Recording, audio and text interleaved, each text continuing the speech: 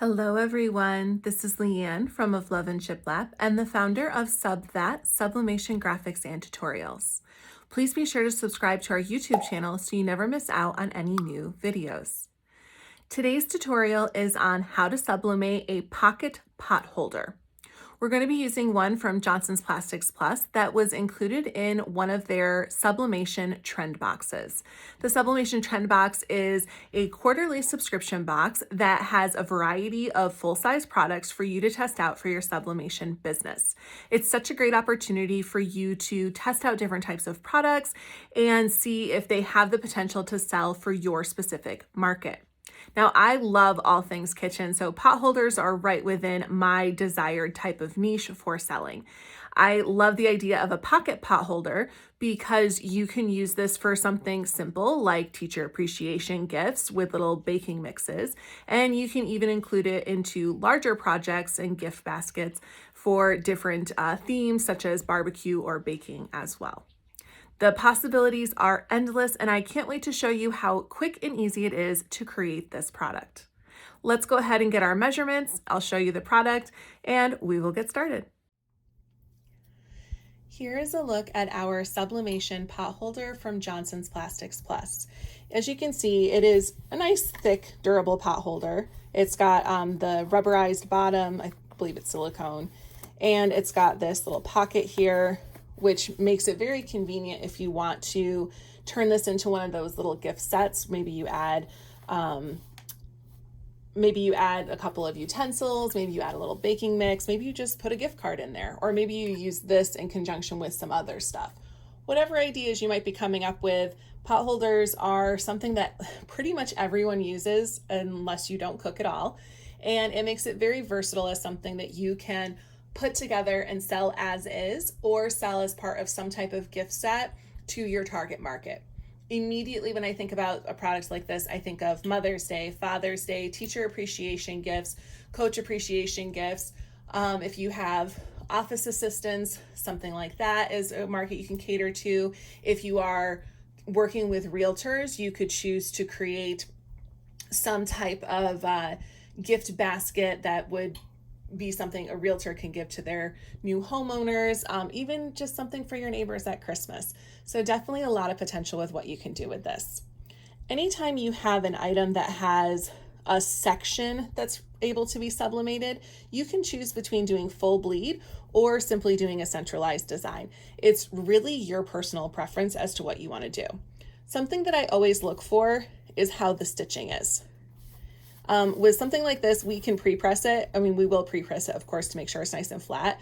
But if I were to notice that this stitching right here hindered it from being nice and flat, then I wouldn't opt for a full bleed product. And that's just a tip to keep in mind with anything that you're creating. I have so many different kitchen designs that I'm just going to choose one that's going to fit in the middle. But before I do that, I need to get my measurements. Whenever you have something rounded, it's good to start just above those rounded corners, help you get you the most accuracy with your measurements. So this comes to 7 1/8.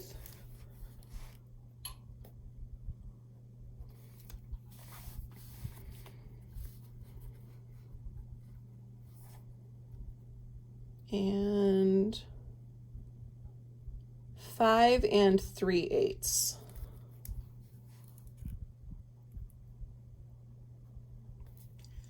If you struggle with reading a ruler, don't forget there is a free printable paper ruler on my website that tells you what all of each individual line is, and also gives you the decimal equivalents, which is great when you're going to set up your designs in programs like Affinity Designer.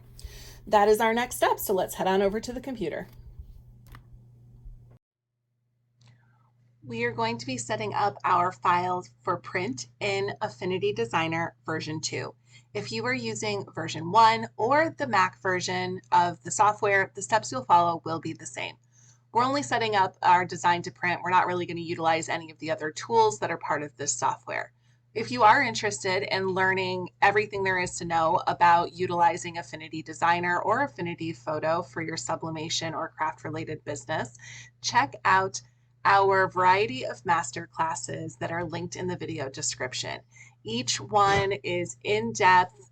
Instruction includes one-on-one email support, and our original masterclasses are built in a progressive format that guarantees your success. There's plenty of challenges and opportunities to win prizes along the way to keep you motivated. We will start by opening up a new document, coming to File and New, or selecting New Document. In version 1 of Affinity Designer, your document setup panel does look a little bit different. Instead of having a list, you have tiled icons through the middle, and these tabs that we see on the bottom are located over on the right side. I always recommend opening up a document that is the size and orientation of the page you are printing on. This will save you a lot of small errors that typically happen with crafters printing, and it just makes your whole process a bit more fluid. So we're using a letter size, and my printer feeds it in portrait, so I have selected those two options. Underneath the color tab, I'm going to add a transparent background, and I want to make sure the color format is set to RGB/8. This is the color format for sublimation. Sublimation is the exception to the rule in the print industry. It uses this color format. The most current color profile is this sRGB IEC 61966-2.1. This is the color profile that most people will be using. If you are printing from a Mac, however, Mac computers tend to have a little color discrepancy issues on print, and the Adobe RGB 1998 is recommended for sublimation printing if you are using a Mac and not getting the color accuracy you need with the regular current profile. An ICC profile is not the same as your color profile. These settings are universal to all sublimation printers, inks, doesn't matter. Your ICC profile is going to be designated based on your specific printer and ink if you have that in your print properties. Underneath margins, I'm going to go ahead and deselect that margins tab because I just don't like the blue line. When you're all set, click Create.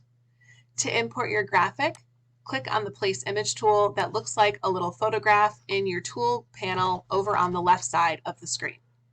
I'm going to select my design. The link for this design is in the video description as well as it is available on my website of loveandshiplab.us. When you see that downward arrow with the puddle, you just click and drag across to place your image. Next, I want to come over to my transform panel, which is located in the bottom right of my screen.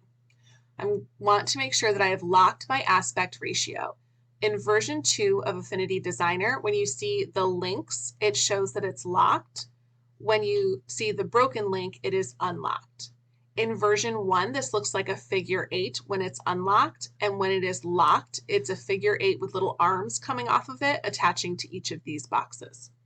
This will ensure that as you resize it, it is honoring the proportions of your design. So based on our measurements, we had a total width of 7.18 inches all the way across the potholder. Now I don't necessarily want to do anything quite that wide. I want it to be a little bit smaller, but I still want it to fill the space well. So I'm going to go ahead and set this to 6.5 as my width. This brings my height to 4.5 inches roughly, as you can see right there. If you are someone who is a bit more visual and you need to be able to see your design size in relation to the space that you have measured, just use your rectangle tool to create a boundary box to represent that space. If I select the rectangle tool here over in the tool panel and then click and drag on my canvas, you can see that it's filled with like a sort of gray white. It's not really 100% white. Nonetheless, I'm going to remove the fill from that internal layer. And with this open circle, it's already set to black. I just want to give it a little bit of stroke weight. So I'll click on stroke and just slide that width up a little bit. And then come down here to the transform panel, unlock the aspect ratio, and enter in the measurements, which I have already taken. And that was 7 1/8, which is 7.125 for my width. And the height was 5 3/8, which if you don't know the decimals right off the top of your head, an easy little trick is to think about the one that you do know. So in this case, we'll say that it's 5 1/4, and then a quarter is 2/8. So if we want to add one, we just hit the plus sign and add 0.125. 0.125 is an eighth. That makes it easy to kind of get those intermediate measurements if you are not a big fan of memorizing the decimal equivalents for your ruler. So from there, with that rectangle over top, I can sort of center it on my page, and I have my design already centered as well. And this gives me a visual as to how this design is going to fill that space on my pot holder. I like the size that it is. I think that it fills it great. And this gave me the visual confirmation that I needed that my design is sized correctly. So I'm just going to get rid of that rectangle by selecting the trash can icon in the bottom of my layers panel. And now I'm ready to send this to print. I will go to File, Print. I'm going to choose my Epson SureColor F500 series printer from my drop-down menu, which we want this one. One of them is wireless. That's not the one that we want. The Epson F570 printer does have wireless capabilities, but I find that the print is more consistent and faster when it is plugged in. So I'm choosing the hardline option. Then you'll select properties once you've selected your printer, and you will set any settings that you have for your specific printer. That includes your paper type that you might use, and also any ICC or color correction settings that you use for your specific printer and ink. I personally am using the Epson SureColor F570 Pro printer from Johnson's Plastics Plus. This printer is out of the box, ready to go. It's absolutely fantastic. It doesn't require any special modifications. All I'm going to do is select the paper source that I'm using. So I'm going to come to this section where it says source. I'm going to choose Auto Sheet Feeder. It's set to 8.5 by 11. The media type does say use printer settings, and you can hit acquire info and it will bring in whatever settings you've changed on the printer. You can also select the drop down and you can choose rigid or textile based on the substrate that you are working on. So if I choose textile, it's telling me that I don't have that set up on my printer. If I chose rigid, it does. So I will just need to adjust that to textile before I send this off to print. I don't need a print preview, but if you do, that's the option there. And underneath this layout tab, it does show mirror image, which is what we want. That's the default. But if you're ever looking for it, this is where you would find it in this tab. Now, this printer does have its own RIP software, but when you're printing right from Affinity Designer, you don't necessarily need it, especially not for just printing on sheets of just pre-cut sheets. When you're all set, go ahead and hit OK. Hit OK again, and it's going to send this off to print. We're over here at Blue, the Fusion IQ, our lovely heat press. We always want to pre-press anything that is a textile first and foremost. This one is a little wrinkly and we want to deal with that, but in general, you always do textiles because textiles are absorbing moisture from the atmosphere. And this can be very problematic with sublimation because when we press this, that high heat is pushing out all of the moisture and it causes the fibers to shrink up. This should not be anything new to anyone because this is the same thing that happens when you put your clothes in the dryer. You put your clothes in the dryer, they come out a little bit tighter than they were when they went in. That is because the moisture is being evacuated from the fibers. With sublimation, if our transfer is on there when this happens, it causes ghosting. And this is the #1 cause of ghosting. And if you're having a lot of ghosting on textile items, it is because you are not adequately pre-pressing. A good rule of thumb for pre-pressing is to go with half of the time your press will be to transfer it. Now, if you live in a high humidity area or it's a high humidity time of year, you should do a pre-press for the full time that you would normally press it with the design on. So in this case, I'm going to do 50 seconds at 385. And it's not super humid this time of year because we are still in the spring or early spring. So half the time is going to be just fine. But if we were doing this in the summer, I would definitely do the full 50 seconds. Before we do that though, we want to go ahead and lint roll. Try and get as much of it off as possible, especially on the part where our transfer is going.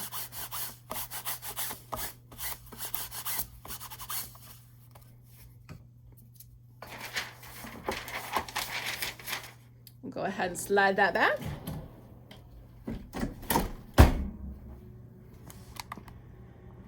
And get it going. So as I said, we're doing 385 degrees at 50 seconds. This is what works best for my paper ink in particular. The paper is going to be your ultimate determining factor in how long something needs to be pressed for. And that is because the papers, depending on the thickness and where the sublimation absorbency layer is, can vary how quickly it releases the ink. So I'm using printer jack paper, which is very quick to release, and therefore I don't need as much time when I actually do my transfer. I can do about 10 to 20 seconds less. So let's go ahead and pop this open. We pre-pressed a little bit longer, but that's okay because it's actually very warm here. But now we've got this pretty flat. That corner, that little crinkle is not ideal. But if you remember before, I mentioned to be careful of the stitching. Notice how we did get some nice and flat despite the stitching. So that's a good sign. That means that you could easily do full bleed on this, would not be an issue whatsoever. Let's give that just a second to cool off before we pop our transfer on. And for this one, I think I'm going to use heat tape.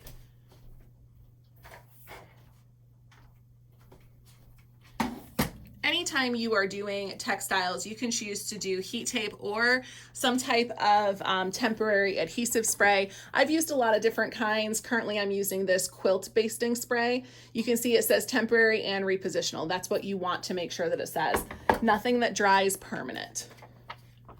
Let's go ahead and center this on here. Also, I always like to cut my design pretty close to the edges to make it easier to center it. If you can't see it through the paper, in this case we can. Make sure it's nice and straight there. Okay. Now you don't have to use tape or any kind of adhesive spray. You can honestly just do it by itself. It's totally personal preference. When I'm doing things for myself, I generally don't use tape or adhesive spray unless I have to. But when I'm doing things in tutorials, I like to make sure I do so that you guys are set up for success and have a good process to follow. So we are looking at 385 for 50 seconds. I'm doing medium firm pressure. I actually have it set at 6, and you can see that it's showing it's at 5 because it's a little bit below. This is going to be fine for a pot holder. You don't need extra firm pressure. Just nice, even pressure is what you need. So these Sublimation pot holders,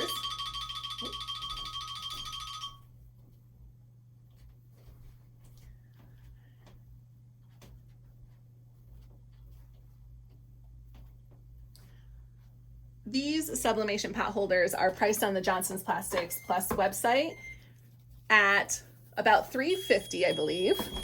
And this is the kind of item that you can easily sell for around $10 if you personalize it. And if you're doing something more generic, I would definitely recommend using it in a gift set format. That's going to be the best way to get the most bang for your buck, so to speak. Go ahead and peel that off. And we want to give this a good lint roll to help get those creases out. If this was more flexible, you could just shake it, but since it's a pot holder, we're gonna lint roll it while it's still hot. And that's gonna help release those press lines. You can also just kind of stick your hand in and give it a good shake. It's a simple step that makes a big difference. And there you have it. We can still see my lines a little bit. I'll give it a little bit of stretch again. If you're worried a lot about lines, you can always do another press just for a few seconds, or you can do your transfer the full size. So I don't worry too much about lines on something like this. In fact, if I keep shaking it, they will come out. We do this on t-shirts, but there you have it. There is your Sublimation pot holder from Johnson's Plastics Plus. So if you go ahead and incorporate this into a gift set of some sort, you can easily get anywhere between $25 and maybe even up to $50, depending on what kind of gift set you create. Options are endless. Think about barbecues, cute little gift sets for holiday cookies, summer months, grilling, anything like that are all good themes to incorporate and use a product like this. You can find the links for everything that we used today in the video description. And don't forget to hit that subscribe button. Thank you so much for joining us.